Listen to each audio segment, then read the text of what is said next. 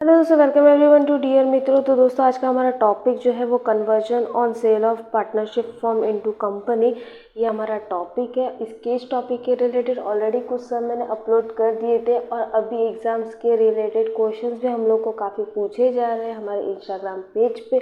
अगर आप भी उनमें से एक हो जिनको हेल्प की कुछ नीड है तो आप हमको इंस्टाग्राम पे फॉलो कर सकते हैं। डियर मित्रों का इंस्टाग्राम पेज आपके इंस्टाग्राम पे मिल ही जाएगा ईजिली, तो आप हमें ज़रूर फॉलो कीजिएगा। हम वहाँ पे आपके ज़रूर डाउट सॉल्व करने की पूरी कोशिश करेंगे। उसके साथ साथ दोस्तों यहाँ पे हम लोग आज जो सम ले रहे हैं वो हमारे कमेंट सेक्शन में पूछा गया था। वहाँ पे बोला गया था मैम अजय विजय का जो कंपनी का सम है वो हम लोग को करवा दीजिएगा, और काफ़ी लोगों ने इसकी रिक्वेस्ट की थी। इसकी वजह से मैं यहाँ पे अजय विजय लिमिटेड का जो सम है आपके टेक्स्ट बुक का वो मैं यहाँ पे ले रही हूँ। तो सम में हम लोग को दिया हुआ है अजय विजय दो पार्टनर्स है जिनका प्रॉफिट शेयरिंग रेशियो 3:2 दे दिया है। फिर उसके बाद उनकी बैलेंस शीट प्रोवाइड कर दी है। हम लोग को नीचे बोला है कि ये अजय विजय कंपनी जो है वो कन्वर्ट किस में हो रही है, संजय लिमिटेड में। फिर the company took over asset except cash and stock, cash और स्टॉक को छोड़ के बाकी सारी असेट्स कंपनी ले जा रही है। नीचे दिया हुआ है कंपनी पे कर रही लायबिलिटी, लेकिन लोन को हम लोग नहीं लेंगे। Ajay took over the stock 10% less than the book value, Vijay agree to repay the Mrs Vijay loan, और Sanjay limited 11,000 equity share 10 rupees each में पे कर रहा है और बाकी का पैसा जो है वो कैश में ले रहा है। ठीक है, तो दोस्तों जैसे सबसे पहले हम लोग को यहाँ पे रफ कैलकुलेशन करना है। आप सभी ने आपको अभी तक सम सीखा ही है, तो आपको पता है हम लोग को यहाँ पे सबसे पहले क्या निकालना रहता है, नेट एसेट निकालना रहता है। तो जिसका फॉर्मूला हमारा रहता है टोटल असेट्स में से टोटल लायबिलिटी को माइनस करना। ओके, लेकिन यहाँ पे असेट्स की वैल्यू डायरेक्ट हम लोग को दे दी, हम यहाँ पे डायरेक्टली लिख देंगे। सबसे पहले हम लोग को गुडविल दे दिया जिसका वैल्यू हमारा है 60,000। फिर उसके बाद हम लोग को मशीनरी दे दिया है, मशीनरी का वैल्यू हम लोग का है 20,000। फिर उसके बाद हम लोग का है डेटर का वैल्यू हम लोग का है 45। देन हम लोग का आया लैंड एंड बिल्डिंग का वैल्यू है हम लोग का 70,000। फर्नीचर का वैल्यू हम लोग का है 3,000। और लास्ट हम लोग का है बिल्स रिसीवेबल जिसका वैल्यू है हम लोग का 9,000। ठीक है, इसके अलावा हम लोग को बोला ही है कैश और स्टॉक को नहीं लेना, तो हम लोग को क्या करना है, इनको भी प्लस कर देना है, यानी 60, 20, 45, 73 और 9,000।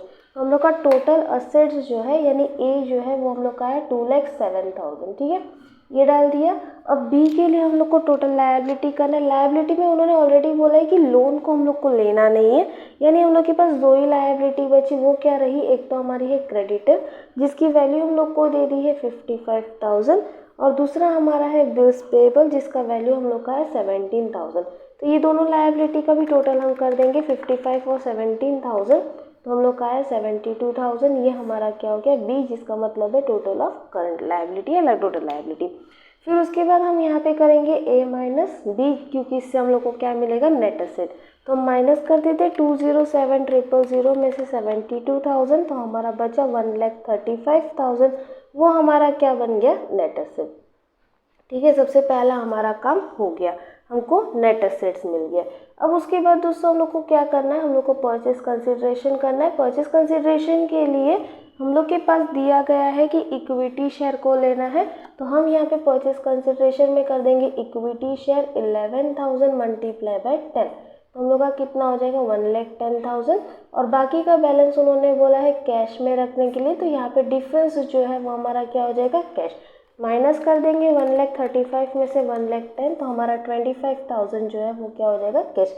1,35,000 दोस्तों कौन सा है, जो नेट एसेट्स है वही हमारा परचेस कंसिडरेशन हो जाता है। ओके, अब ये हम लोग का रफ वर्क हो गया। अब उसके बाद हम लोग को जो लेजर्स पोस्टिंग है वो हम लोग को करने का, हम लोग को यहाँ पे 3 अकाउंट बनाने बोले थे, एक रियलाइजेशन अकाउंट, एक पार्टनर कैपिटल और एक हमारा था कैश। ठीक है, तो मैंने यहाँ पे तीनों अकाउंट आप देख सकते हैं मैंने बना के रखा हुआ है। सबसे पहले रियलाइजेशन में हम लोग डेबिट साइड से शुरुआत करते हैं। यहाँ पे हम लोग डालते हैं टू सन्ड्री असेट। अब यहाँ पे हमारी पुरानी वाली बैलेंस शीट के जितने असेट्स हैं वो सारे हम लोग को पुराने वैल्यू पे ही लेना है। रियलाइजेशन पे हम जब भी काम करते हैं हम लोग को पहले तो सारी ओल्ड वैल्यू ही रखनी है। तो हमारे पास ओल्ड में जो जो वैल्यू है मैं यहाँ पे पुटअप कर रही हूँ। सबसे पहले हमारे पास है लैंड एंड बिल्डिंग जिसका वैल्यू है 35,000। फिर उसके बाद हमारा है मशीनरी 30,000। फिर उसके बाद हमारे पास है फर्नीचर 10,000। स्टॉक इसमें इंक्लूड कर देना है क्योंकि हम लोग को आगे एडजस्टमेंट भी सॉल्व करना है, तो वो 20,000 आ गया। फिर डेटर हम लोग का हो जाएगा 50,000 और बिल्स रिसीवेबल हम लोग का हो जाएगा 10,000। फिर उसके बाद कैश बोला है तो कैश हम लोग कैश अकाउंट बना दिए हैं, इसकी वजह से यहाँ पे डालेंगे टू बैलेंस ब्रॉट डाउन 3,000। ठीक है, फिर यहाँ पे इसका टोटल कर देंगे तो हमारा टोटल हो जाएगा 35, 30, 10, 20, 50 एंड 10। तो हम लोग का 1,55,000 जो है असेट्स का टोटल हो गया। ओके, अब दूसरे साइड हम लोग क्या डालेंगे, लायबिलिटी। तो वहाँ पे हम लोग लिख देंगे बाय सन्ड्री लायबिलिटी।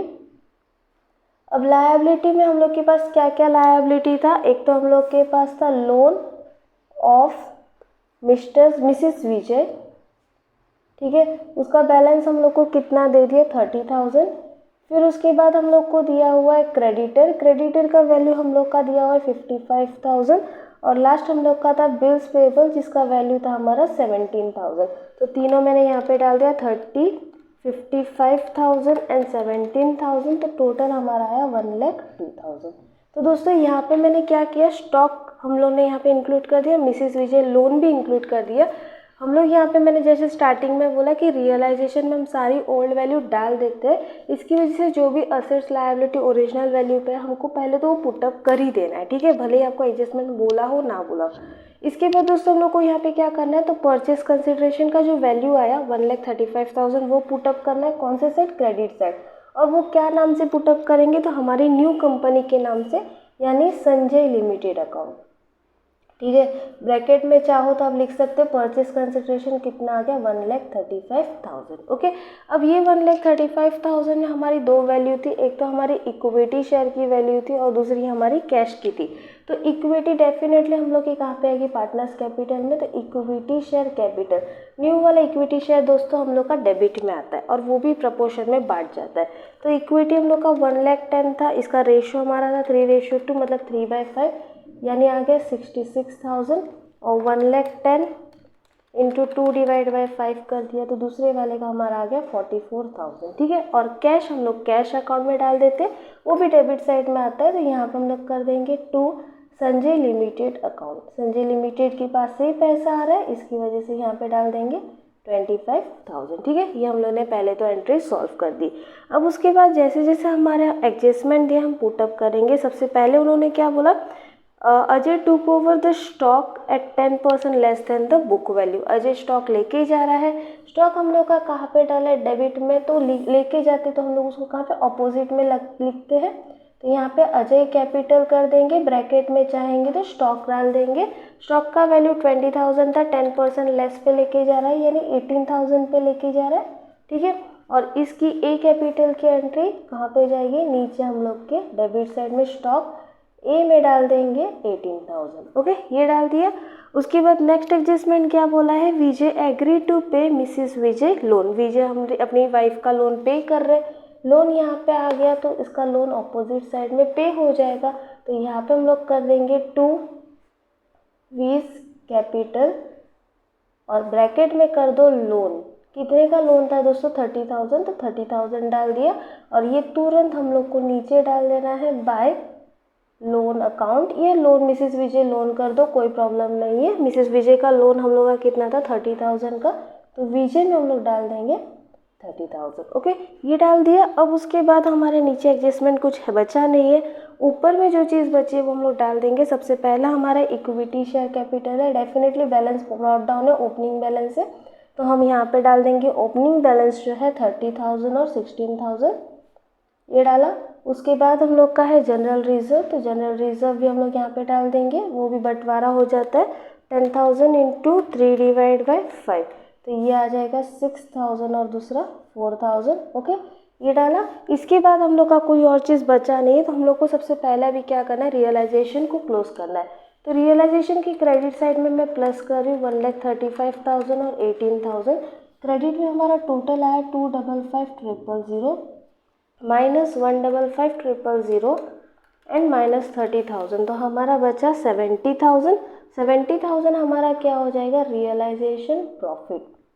ठीक है, तो यहाँ पे मैं डाल रही हूँ रियलाइजेशन प्रॉफिट कितना आ गया दोस्तों, 70,000।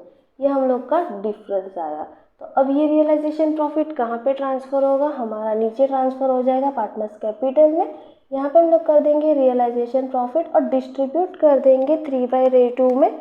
तो 3/5 हम लोग ने किया, 42,000 आया और बाकी का जो बचेगा वो हमारा किसका हो जाएगा, विजय का। ठीक है, ये डाल दिया। अब उसके बाद दोस्तों हम लोग को पार्टनर्स कैपिटल को क्लोज करना है। पार्टनर्स कैपिटल में ए का अगर आप कंपेयर करोगे तो डेबिट साइड ज़्यादा है, क्रेडिट साइड कम है। डिफरेंस हम लोग को कैश में डाल देना है। डेबिट साइड का टोटल जो है वो 84,000 आ गया, -36 एंड 42,000। तो हमारा यहाँ पे जो बच रहा है वो कहाँ पे चला जाएगा, कैश में। यहाँ पे 6,000 बचा। ठीक है, और विजय का क्रेडिट साइड ज़्यादा है तो विजय का क्रेडिट साइड हम लोग टोटल करें। सबसे पहले मैं यहाँ पे इसका भी टोटल लिख दे रही हूँ। अब विजय का टोटल कर देंगे 16,000, 4,000, 28 एंड 30,000। तो ये हम लोग का आ गया 78,000 -44,000। तो हम लोग का बचा 34, वो भी हमारा क्या हो जाएगा, कैश।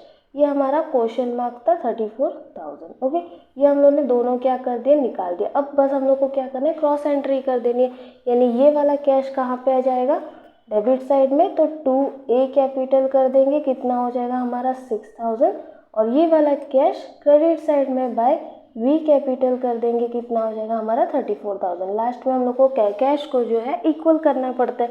तो यहाँ पे हम लोग कर देंगे 25,000, 3,000 और 6,000। तो टोटल हमारा आ गया 34,000 और दूसरे साइड भी हमारा है 34,000। यानी हम लोग का कैश अकाउंट जो है वो मैच हो गया। तो दोस्तों ये बड़ा सा सिंपल सा सम था, बहुत ज़्यादा डिफ़िकल्ट नहीं था। इस तरीके से हम लोग को नॉर्मली एडजस्टमेंट के हिसाब से सब कुछ सॉल्व करना है। और रियलाइजेशन का जो पॉइंट मैंने आपको बोला वो याद रखना कि भले ही हम लोग को एडजस्टमेंट में चेंजेस बोला होगा, लेकिन जब हम रियलाइजेशन अकाउंट बनाते हैं तो हम लोग को पुराने सारे बैलेंस जो है वो इंक्लूड करने पड़ते, क्योंकि उसमें से कुछ पैसे जो है हम पे कर देते। जैसे इसमें हम लोग ने देखा कि स्टॉक जो है वो पे हो गया, मिसेस विजय लोन भी हम लोग ने क्या कर दिया, पे कर दिया।